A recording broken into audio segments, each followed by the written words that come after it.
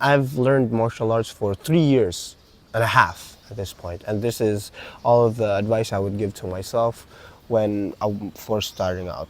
And number one is, if you want to stick with martial arts, think of yourself as a martial artist. This is about mentality and attitude, by the way.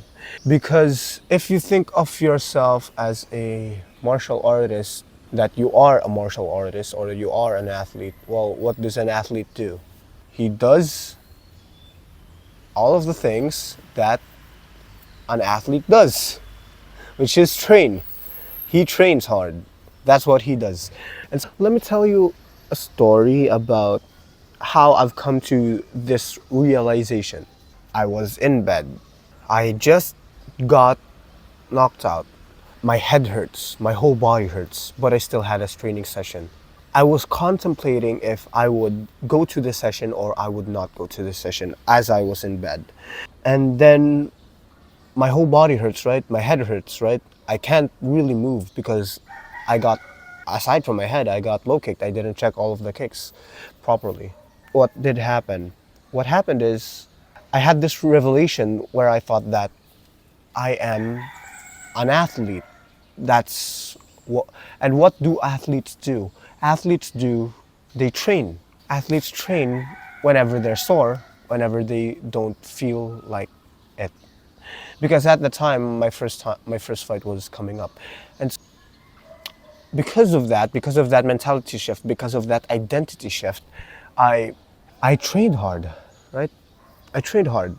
I trained as a fighter, and it was a big thing because prior to this, I just thought that I'm a gamer that likes to train. That was it. I didn't think of myself as a fighter as well. And then I didn't think of myself as a gamer who only fights when he feels like it. I had this shift in all of the things that I had because I had to, right? I had to because my fight was coming up, and if I didn't train, well, I'm just gonna get bodied by this guy. I'm not gonna fight as well as I know I should, and then I pull it off. I trained every single time that I didn't feel like it. I felt like shit. Every single time that I had a headache, every single time that I was sore, and I still trained even though I do that. And I I give all of my thanks to the me that said that I am an athlete. And even now, I say to myself that I am a YouTuber or I am a content creator because I remember there were times when I was very shy in front of the camera, and I didn't want my parents to know that I'm creating content, or I didn't want anybody to know that I'm creating content. And just saying that I am a YouTuber, just saying that I am a fighter, made all of these possible because now you're not impersonating, right? Now you're not sheep in wolf's clothes. Now you are an actual wolf, if you think of yourself. That's just the mentality shift that I've had, right? Next is, if you don't believe in yourself before a fight, you won't win. That's why you will see all of these guys like Elite Topuria saying, I'll knock him out, I'll knock him out. Like Manny Pacquiao, all of these fighters say that, I'm going to knock him out in the first round, I'm going to knock him out in the second round. Da, da, da. Why do they believe that? Because they're telling that not to the audience, they're telling that to them. The most important, right? Really, the most important person that will believe that you have to make believe is yourself. You'll have to make believe that you can defeat this guy. Because if I remember this now, I was before my second fight, I saw the look on the guy's face and I didn't, and I saw my victory. Really. This, I don't know how to describe this face. I don't know how to describe these eyes, but it just felt very, very easy, right? That's just how it felt. It just felt very, very easy. And I know that you're thinking, oh, you should be humble, you should be this, you should be that. And I don't agree. I don't agree that you should be humble. I think that You should be arrogant, yes, but you need to control your arrogance. By arrogant, I mean that, let's say you've done everything that you can in preparing this fight. Now you have to believe that you can beat this guy, that you are better than this guy, that in this night, in this particular night, you will be the very best version of you. Or maybe that even that you're the very best guy in the world. You'll have to believe that, because that is an unfair advantage that you have to make use of. The guy that the guy that believes himself more will always beat the guy that has a low belief of himself. So be arrogant. Yes, this is my permission granting you to be arrogant. And next is, the more that you think that you are something, the more that you are that thing. What does this mean? The more that I think about fighting, the more that I am a fighter. Always think of yourself, so always think of fighting, and then you will become more of a fighter, right? This is more for beginners, right? More for beginners that is just starting out. Think of yourself as a fighter. Think that I'm this, I am that, I'm a fighter. There's really nothing. This is from my perspective, right? But why would you have a belief that doesn't serve you? Have a belief that serves you, which is that I am a fighter. Which is that if you want to become a fighter, say to yourself, I'm a fighter. That will be your belief. Or that if you want to be a YouTuber, say to yourself that I'm a YouTuber. Or if you want to be a guy that's going to pass a board exam, think of yourself as a person that will pass the board exam. And then what does the person that passes the board exam do? Well, he probably studies a lot. That's it. Next is practice defense as much as offense. 50-50, it should always be 50-50. Why? Because 50% of the time you will be defending. Come on. When I see people shadow boxing, they're only just throwing the jab, straight hook. And then they don't have anything else after that. They don't roll, they don't slip, they don't fade away and then be back with a counter. They don't do any of these things. And I think to myself, oh, your defense will be bad. And when I spar them, I see their hands not low, right? Or when I spar them, I see their hands low and then boop, just touch them up.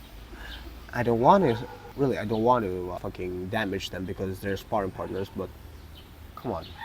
So do this in shadow boxing. Practice 50% of your training session to defense, right? Because you don't want to have CDE for the rest of your life after fighting, right? I'm gonna be real with you.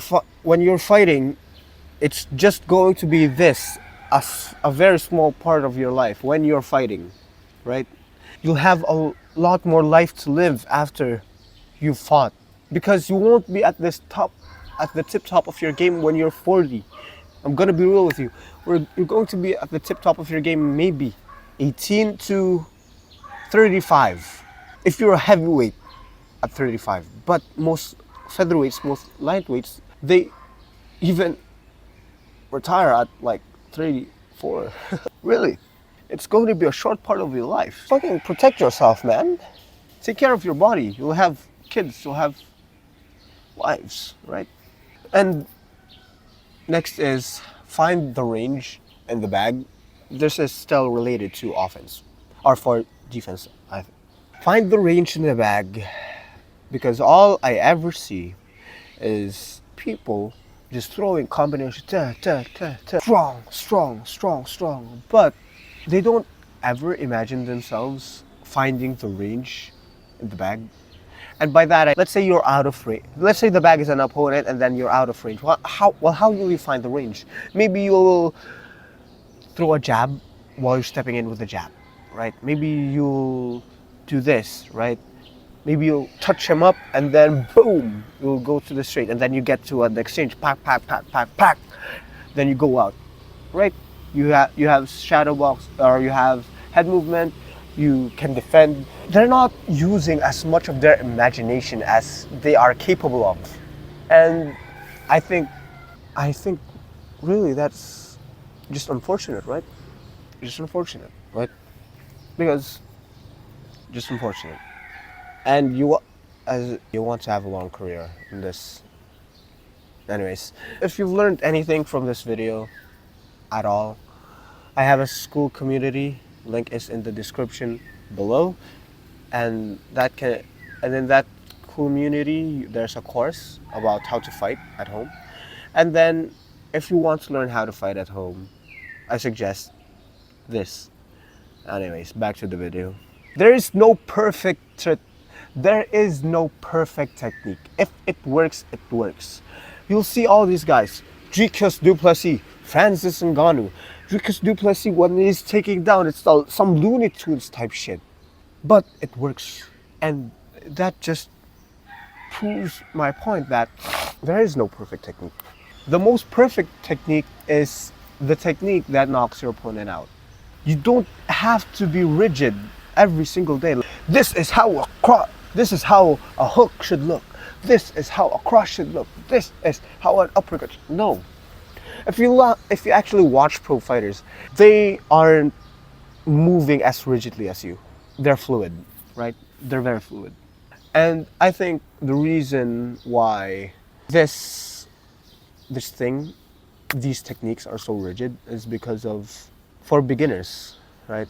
For beginners, it has to be rigid, because if you say that, oh, you throw a hook like this, instead of you can also throw a hook like this, or you can also throw a hook like this, or you can also throw a hook like this, or you can also throw a hook like this, those different kinds of variations of the hook, if you just say this, it will become more simple for them to understand. That's why I think that rigidity is good in the beginning, but long term, fluidity will be better, will always be better. Fluidity will always beat rigidity, right? So when you're after you're done all of this beginner stage, right, you can focus more on fluid motions, focus more on variations, on what feels good for me, because what feels good for me doesn't feel good for you, right? I very love the straight. It's my favorite punch to throw, right? But your favorite punch to throw may be a hook, and I don't really like to throw a hook a lot, right? And I don't like to throw these body hooks a lot, right? But you may like the body hooks. Experiment more with your body. And if it looks goofy, if you look bad doing the technique, as long as it knocks out the guy, you're fine, dude. Very much. And so rigidity is good for beginners, but you will learn how to break it. Next point is, cardio will always be king. It doesn't matter if you're Conor McGregor or if you're Nate Diaz. Cardio will always be king. Right? Because I'm gonna break this down for you guys. In fighting, there's a spectrum of how hard do you hit, right? If you don't hit as hard, usually you'll have more in the tank. But if you hit very hard, you will have less of a gas tank. Conor McGregor has this left hand of death. And the cost of this left hand of death is he gets tired in the third, the fourth, the fifth rounds. But Nate Diaz has great cardio. He can last 5 rounds. But the cost of this is, well, he doesn't have much knockout power. That's why he has punches and bunches. Now, those are purely genetic. But what can you control? The one thing that you can control is cardio. Run up the hills. Have sparring sessions, 10 rounds. And every round, there's a different partner. And then you'll learn to have good cardio.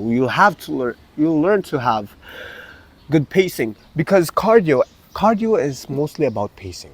That's what cardio is more about pacing. Because if you throw all of your hard shots in the first round, you won't have anything for the second round. If you learn how to pace yourself properly, if you learn how to punch with intensity, with 80%, 90%, and then when you find the opening, you land that 100% punch, I think that's a good way to your cardio. Very much. I think that's a very good way to reserve your cardio. Throwing 10% punches at the first round. 10%. Just throw 10%. And then when the second, third round hits, you go boom, boom, boom, boom. Right.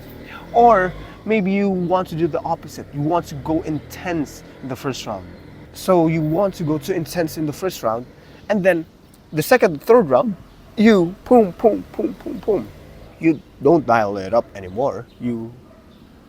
Like, you don't push the pace anymore. You just hit, right? Work on your cardio. By work on your cardio, these are what I mean. Work on your pacing, on how you pace a fight, right? If a guy is always pressuring you, probe him with a jab, probe him with a jab. And if he already figures you out, have different variations to it. Next is breath work. For breath work, what I mean is every single time that you're punching, please breathe out. Breathe out. Because, well, if you're breathing out every time you punch, you're forced to inhale, right? Because breathing out is exhale. Breathing in is inhale. Next is, right, breathe out also while you're getting punched. Breathing out while you're defending, right? That's not something I see a lot of fighters do. Breathing out while you're exhaling. And next is, if you've made it this far in the video and you actually want to learn how to be a fighter, this is my tip for you, or this is my revelation that I'm going to share with you. You'll lose sleep, you'll train when you don't feel like it, you'll get beat up in sparring, you'll lose your social life, and you'll give up the life that you once had for the life that you want. I was a gamer. I always loved games. I think up until now, I think games are very cool, like Valorant, like League of Legends, like Dota, all of these things. And once I've started fighting, the more times that I've played, the more times that once I've started fighting, the less I saw my friends, the less I played games, the less I did everything that I love, because I sacrificed it for fighting. And I became a better person, I think, after that. But the connection that I had with my friends, the connection that I had with the games are not as strong right now.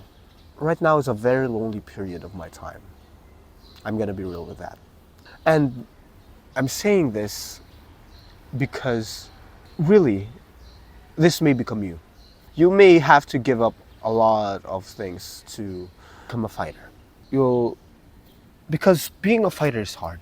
Being a fighter is lonely. What does hard mean? There are actually very different kinds of hard, very different levels of hard. It's basically how Filipinos have different words for rice. You should have, for being a fighter, different words for hard. There's the hard that to be consistent. There's the hard to not do pleasurable activities. There's hard to just repeating all of the things that you're repeating in the gym. There's hard that sparring is fucking hard. There's hard that you won't know if you will win your fight. There's hard that you don't even know if after this fight you will continue being a fighter. There's lonely hard, wherein the friends that you have, well, they may not be your friends after fighting. There's sacrifice hard, wherein you'll sacrifice all of the things that you love to do, like playing video games, like skiing, like surfing, for fighting. There are different levels of hard, there are different kinds of hard. And fighting is hard, but those are the things that you will have to face when you're fighting, right? I woke up every day, 3 a.m., and then I hit a training session. And then after I hit a training session, I went to school. After I go to school, I also do another training session, and I'll be back home at around 7 p.m. And then I would have been so drained from every single thing that I'd just go to sleep and then go do it all over again. I didn't have any social life. Every time my friends asked me to hang out, I said, no, no, I have a gym session today. I'm going to do this. And they probably thought of me as boring. They probably thought of me as I'm avoiding them, but no, it actually is for the betterment of me. Because if I don't do this gym session, I know that I would have been less prepared for the guy that I'm facing right now. It's very hard waking up at 3 a.m. Very hard saying no to friends. Very hard to do all of these things. But after, you'll feel the most rewarded. You'll feel the most accomplished for yourself. You'll feel all of these things, right? And you just have to keep pushing. If you are not feeling up to the task of being a fighter, of cutting weight, don't be a fighter. Just train martial arts. Because if you say that you're a fighter, what does a fighter do? And that's it for the video. Go to my school community, subscribe, and like, share.